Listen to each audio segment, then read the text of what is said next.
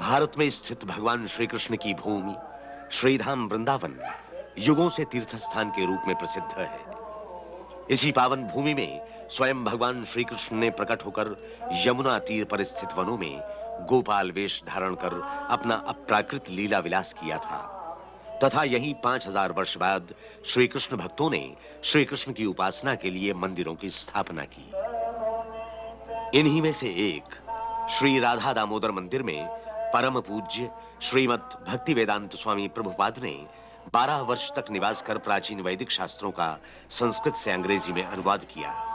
उसके बाद 1965 में अपने गुरुदेव की आज्ञा के पालन के लिए अपने ग्रंथों तथा हरे कृष्ण मंत्र को लेकर श्रील प्रभुपाद न्यूयॉर्क नगर पहुंचे।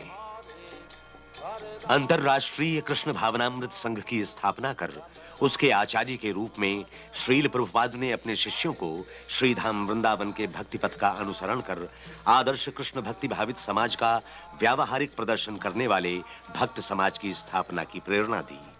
पाश्चात्य जगत के लिए यह एक नया सीमांत था, आध्यात्मिक सीमांत।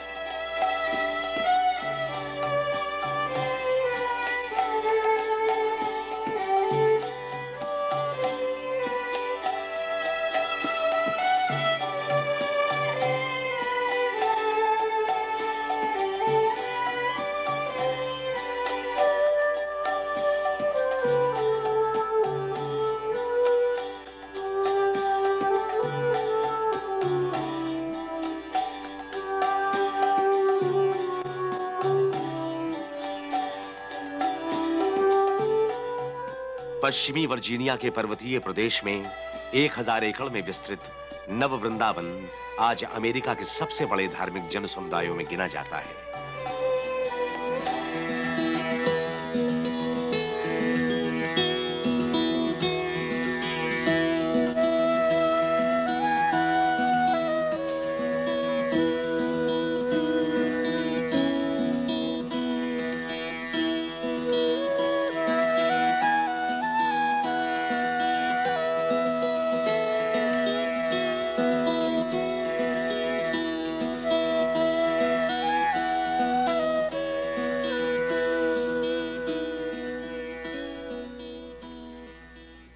श्रील प्रभुपाद के प्रारंभिक शिष्यों में से एक श्री कीर्तनानंद स्वामी को श्रीधाम नव वृंदावन के निर्माण का विशेष कार्यभार सौंपा गया।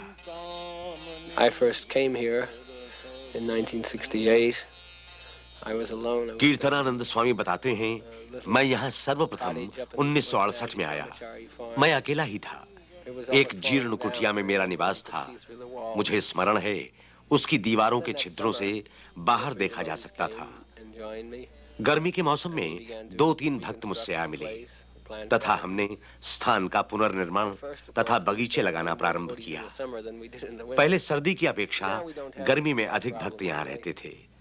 अब वो समस्या नहीं है क्योंकि हमारे भक्त अत्यंत दृढ़ हो गए हैं। मेरे विचार से श्रीधाम नव वृंदावन का विकास सभी के लिए दर्शनीय है। प्रारंभिक परिश्रम के परिणाम अब प्रकट हो रहे हैं। Today we are blessed by Krishna. We can come to this holy spot, see his transcendental form and dance in ecstasy. Shri Krishna की कृपा हमें हर दिन प्राप्त होती है। इस पुनीत स्थल पर आकर तथा उनके सच्चिदानंदमय श्री विग्रह का दर्शन प्राप्त कर हम भक्ति भावोन्मत्त होकर नृत्य करते हैं। श्रील प्रभुपाद की ये भावना थी कि एक ऐसा स्थान होना चाहिए जहां हम भगवान श्री कृष्ण की अप्राकृत क्रीड़ाओं का लीला विलास के उत्सव का आयोजन कर सकें। मैंने उनसे बहुधा जिज्ञासा की कि आपकी इच्छा में हमें क्या करना चाहिए, और वे कहते हैं, मैं केवल यही चाहता हूं कि तुम सब सदा हरे कृष्ण मंत्र का कीर्तन करते हुए प्रसन्न रहो। अतः उनके कृपा प्रसाद से उनके अभिप्राय की अनुभूति हमें होने लगी है। मानव जीवन सरल वृत्ति और उच्च विचार के लिए है। यहाँ कृष्ण भक्त अत्यंत सरल जीवन यापन कर रहे हैं। किंतु भगवान श्री श्री राधा वृंदावन चंद्र को हम सर्वस्व अर्पण करने का प्रयत्न करते हैं। श्री कृष्ण की सेवा में जो कुछ भी अर्पण किया जाए वो थोड़ा ही होगा।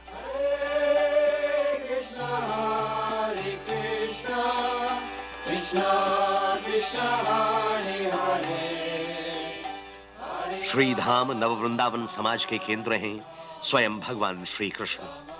उन्हीं के प्रीत्यर्थ कृष्ण भक्त भूमि में बीज रोपण तथा कटाई में विशेष परिश्रम करते हैं।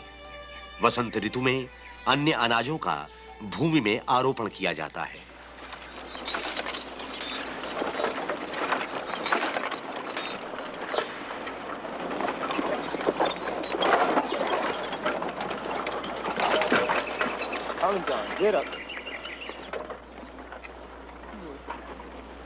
भगवान श्री कृष्ण ने गीता में कहा है, समस्त जीव अन्न पर आश्रित हैं।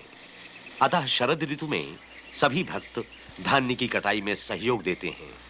वर्ष भर में कृष्ण भक्त 350 टन गेहूं, जौ, कॉम्फ्रे और अल्फाल्फा एकत्र कर लेते हैं, जो उनकी तथा गोधन की आवश्यकता से अधिक है। अनेक मील यात्रा कर कार्य करने के अनंतर कुछ धन कमाकर कृत्रिम जीवन स्तर बनाए रखने के स्थान पर ये भक्त इस भगवत परायण तथा आत्मनिर्भर भक्त समाज में रहना श्रेष्ठ समझते हैं। यहाँ श्री कृष्ण ही एकमात्र स्वामी हैं तथा उन्हीं के लिए श्रम किया जाता है। इस अन्न को पीसकर आगामी शीतकाल के लिए 3 भंडारों में इकट्ठा किया जाता है। सेब, नाशपाती, अंगूर तथा अन्य फल जंगली रूप से श्रीधाम नववृंदावन में सर्वत्र उगते हैं। भक्तों का अनुभव है कि अन्न, फल, शाक तथा दूध उनकी संपूर्ण आर्थिक समस्या का अत्यंत सरलता पूर्वक समाधान कर देते हैं। अतः सरल जीवन और उच्च विचार ही नववृंदावन धाम का आदर्श है। श्री कीर्तनानंद स्वामी इसकी व्याख्या करते हुए कहते हैं, Krishna means for all of us to be happy, to be self-sufficient. हमारे लिए श्री कृष्ण चाहते हैं कि हम प्रसन्न रहें तथा आत्मनिर्भर बनें। अतः श्री कृष्ण के अभिप्राय के अनुसार केवल प्रकृति की प्रचुरता को स्वीकार करते हुए इस प्रकार जीवन बिताना हमें अपने आप आनंदित कर देता है। भगवान श्री कृष्ण पर तथा भूमि, गोधन और परिश्रम के रूप में उन्होंने जो प्राकृतिक व्यवस्था की है उस पर निर्भर रहकर सफलता पाना हमारे लिए निश्चित है। कृष्ण कृष्ण हरे हरे, हरे राम राम राम हरे हरे, हरे कृष्ण कृष्ण कृष्ण हरे हरे, हरे राम राम। श्री कृष्ण ने कृपापूर्वक आनंदमय जीवन के लिए प्रत्येक आवश्यक सामग्री प्रदान की है। कृतज्ञतावश कृष्ण भक्त धरती की उदारता के उपहार श्री कृष्ण को पुनः समर्पित कर उनके दिव्य नामों का संकीर्तन करते हैं।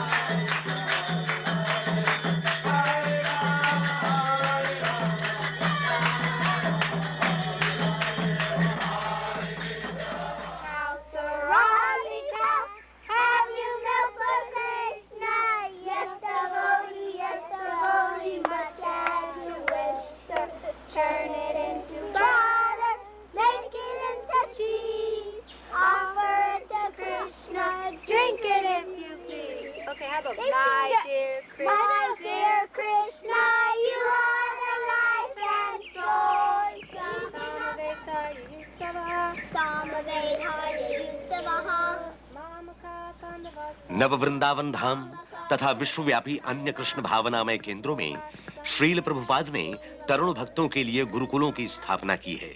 बालक अन्य आवश्यक विषयों के साथ संस्कृत और वैदिक शास्त्रों का भी अध्ययन करते हैं। भगवान श्री कृष्ण गीता में कहते हैं कि जड़ और चेतन, नाशवान और नित्य में भेद का ज्ञान राजविद्या है। अतः श्रील प्रभुपाद की इच्छा है कि प्राकृत विषयों के अध्ययन के साथ ही ये बालक बालिकाएं भगवत प्रेम की शिक्षा भी ग्रहण करें।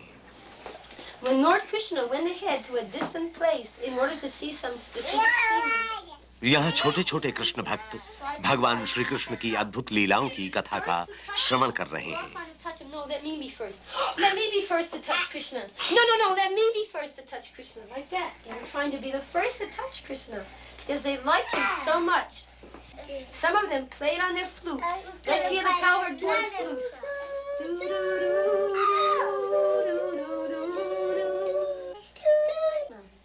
While the birds were flying in the sky, who can imitate the birds flying in the sky? Oh, the birds flew very beautifully like this.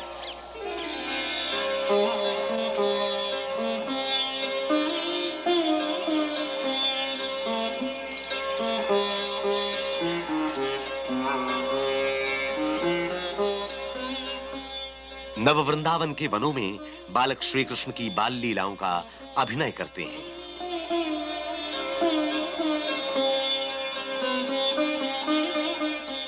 Shri Krishna तथा उनके सखाओं ने यमुना तीर पर मेंढकों के समान शब्द कर और कूद कूद कर परिहास किया तथा नृत्य और परस्पर मल्ल युद्ध का आस्वादन किया। इस प्रकार श्री कृष्ण ने अपने साथ क्रीड़ा में संलग्न गोप बालकों तथा गोवत्सों को पूर्ण अप्राकृत आनंद प्रदान किया। पुण्य कर्मों की विपुल राशि का उपार्जन करने के बाद ही इन बालकों को स्वयं भगवान श्री कृष्ण का सान्निध्य प्राप्त हुआ था। वृंदावन वासियों के परम सौभाग्य का अनुमान कौन कर सकता है? गोप बालक नहीं जानते थे कि श्री कृष्ण स्वयं भगवान हैं, किंतु फिर भी वे अंतरंग सखाओं के रूप में उनके लिए प्रगाढ़ प्रेम सहित श्री कृष्ण के साथ क्रीड़ा कर रहे थे।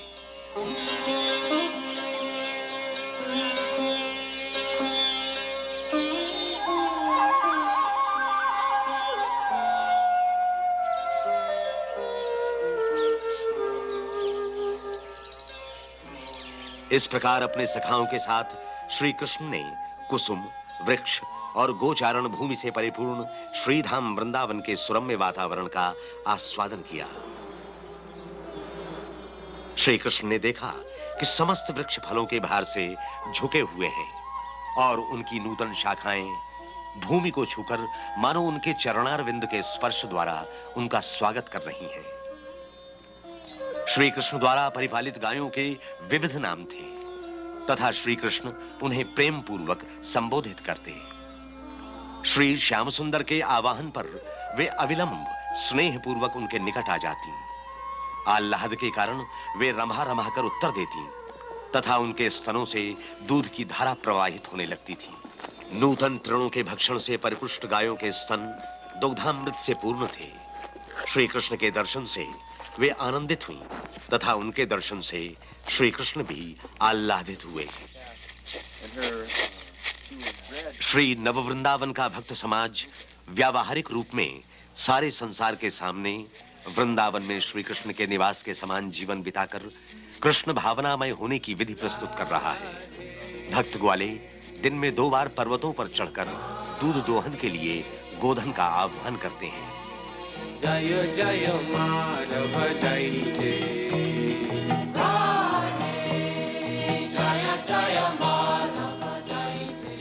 परंपरा के अनुसार गाय शांति और धर्म की प्रतीक मानी जाती है। परमेश्वर की व्यवस्था के फलस्वरूप वो हमारे लिए अनुपयोगी तृण खाकर परम अद्भुत तथा सर्वाधिक संपन्न भोजन दूध प्रदान करती है। मनुष्य को पर्याप्त मात्रा में स्फूर्ति और शक्ति देने में गाय का दूध पूर्ण समर्थ है।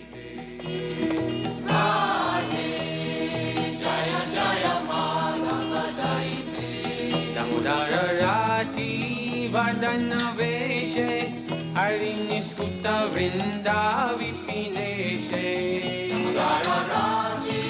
वदन वेशे हरि निस्कुत वृंदा विपिनेशे।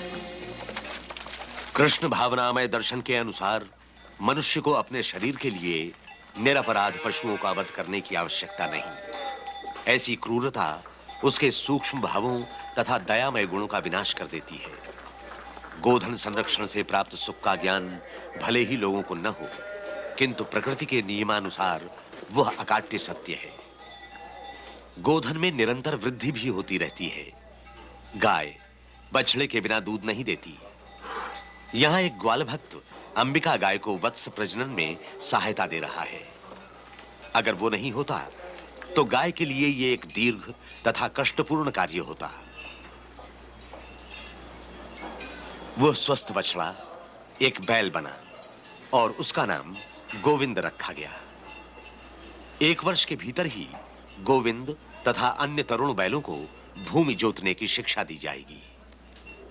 नॉटिंघम विश्वविद्यालय के कृषि विद्यालय द्वारा संचालित हाल के एक निरीक्षण के अनुसार ग्वालों के स्नेहपूर्ण व्यवहार का उत्तर गायें अन्य गायों की अपेक्षा अधिक दूध देकर देती हैं। श्री नववृंदावन धाम में प्रत्येक गाय तथा बछड़े पर व्यक्तिगत ध्यान दिया जाता है। नववृंदावन के गोधन की गणना पश्चिमी वर्जीनिया की सर्वोत्तम गायों में है। वहां के गोधन में ब्राउन स्विस, जर्सी, होल्स्टेन तथा गर्न्से नामक गायें सम्मिलित हैं। प्रत्येक गाय से प्राप्त दूध का पूरा ब्यौरा रखा जाता है। अंबिका एक दिन में 12 गैलन तक दूध दे सकती है।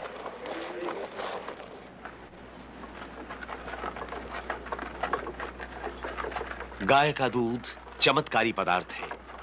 श्री कृष्ण भक्ति भावित बनने में सहायक, बुद्धि के सूक्ष्म तंतुओं के पोषण के लिए अनिवार्य समस्त प्रोटीन और विटामिन इसमें समाविष्ट रहते हैं। कृष्ण भक्त के भोजन का तो प्रधान आधार ही है। दूध का मंथन कर कृष्ण भक्त मक्खन बनाते हैं तथा विविध मिष्टान्नों का निर्माण करते हैं। मक्खन को उबालकर विशुद्ध करने से घी बनता है। गेहूं की इन पूरियों की भांति घी में अनेक पदार्थ बनाए जाते हैं।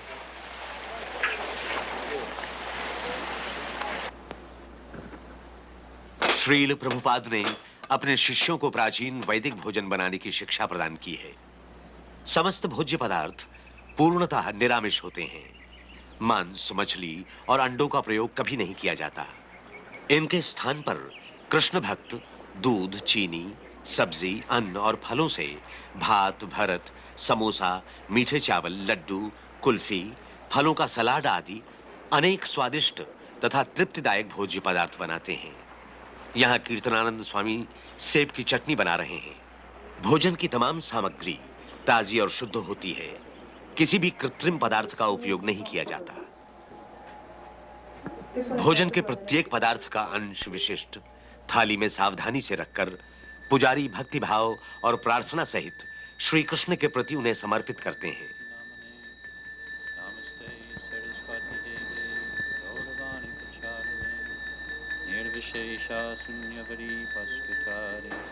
इस अर्पण के बाद भोजन को प्रसाद कहा जाता है, जिसका अर्थ है श्री कृष्ण की विशिष्ट कृपा।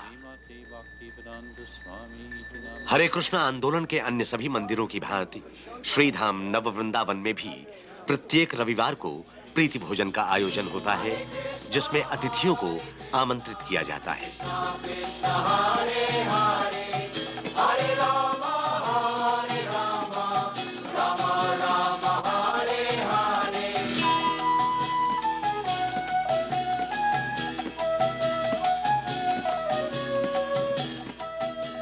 प्रसाद ग्रहण के बाद जलाशय में स्नान से अधिक आनंददायक और क्या हो सकता है। हरे कृष्णा कृष्णा कृष्णा हरे हरे, हरे राम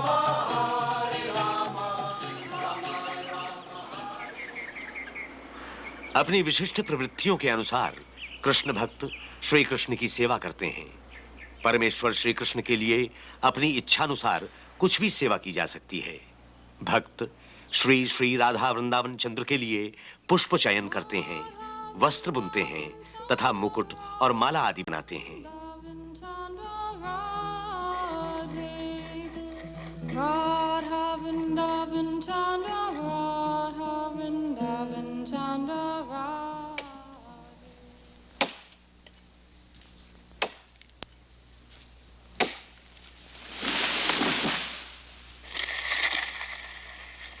बैलों की सहायता से वे जंगली भूमि को कृषि और निर्माण के लिए साफ करते हैं। लकड़ी शीत ऋतु में जलाने के काम आती है।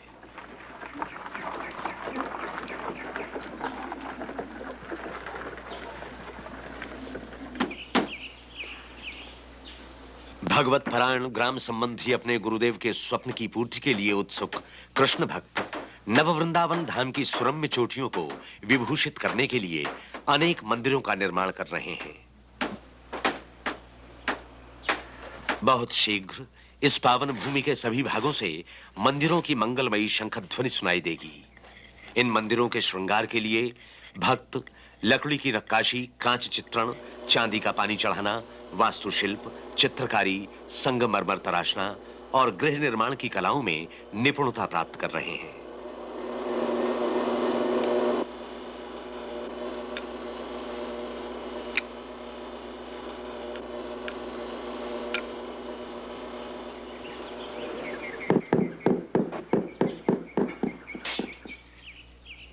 गृहस्थ भक्त वन में सुखदायक कुटिया बना सकते हैं। श्रीधाम नव वृंदावन के लगभग आधे निवासी गृहस्थ हैं। विवाह से पूर्व श्री कृष्ण भक्त सुदृढ़ ब्रह्मचर्य का पालन करते हैं। श्रील प्रभुपाद ने कहा है, दंभ तथा कलह से मुक्त इस भगवत परायण वातावरण में कोई भी मनुष्य अपने परिवार, 1 एकड़ भूमि और 1 गाय के साथ शांतिपूर्वक रह सकता है। हमें शराब की दुकानों, जुआ घरों, कसाई खानों तथा वेश्यालयों की कोई आवश्यकता नहीं है, क्योंकि मानव जीवन भगवत प्राप्ति के लिए है। श्री कृष्ण को घर का केंद्र बनाकर सरलता पूर्वक रहने से ही पति पत्नी तथा बच्चे भी सर्वाधिक आनंद प्राप्त करते हैं। वास्तव में श्री कृष्ण को जीवन का केंद्र बनाना ही श्रीधाम नव वृंदावन का मुख्य लक्ष्य है।